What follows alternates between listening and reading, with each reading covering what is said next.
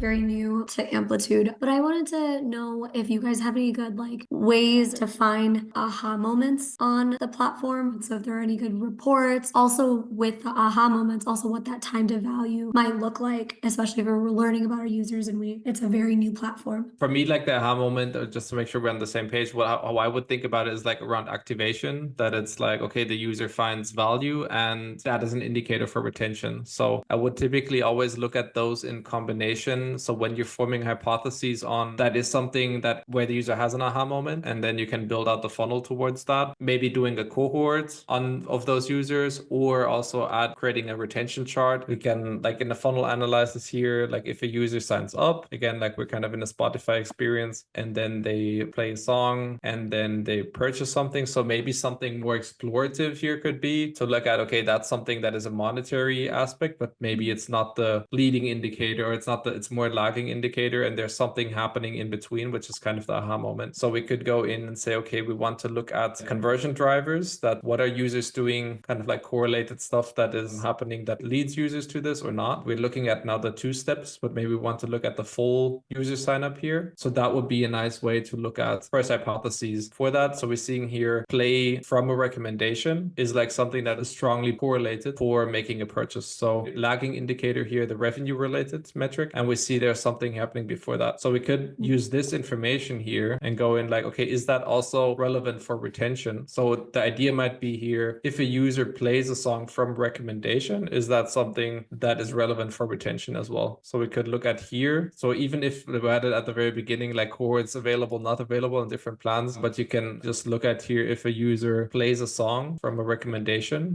do they do that or not? So we can look at here and then saying, okay, it's not, they did not engage with this. Is it related to retention or not? And we're seeing here, thinking about aha moment, that if somebody does engage with this feature, it impacts retention very positively. Just as an example of like looking at activation and potential aha moments, and then relating that to, does it actually impact retention and the long-term engagement of the user? Okay, yeah, that's actually really helpful. So currently I'm on the free plan, so that means I don't have cohorts. The workaround is just that I have to create these segments. Okay. Basically here, like within the chart filters, you can then test out the different hypotheses. So in this case, I went here with performed or did not perform. And there you can test out kind of like your thoughts on like, this might be a hypothesis. There's a frequency involved, like they at least played 3 songs. You could add like play around with the numbers here as well. And got it. So basically it's almost like 2 charts. It's the one that's first, what are the hypotheses? And then use the retention chart to actually confirm how these leading indicators, how related is it to correlated. So you want that higher percentage, and the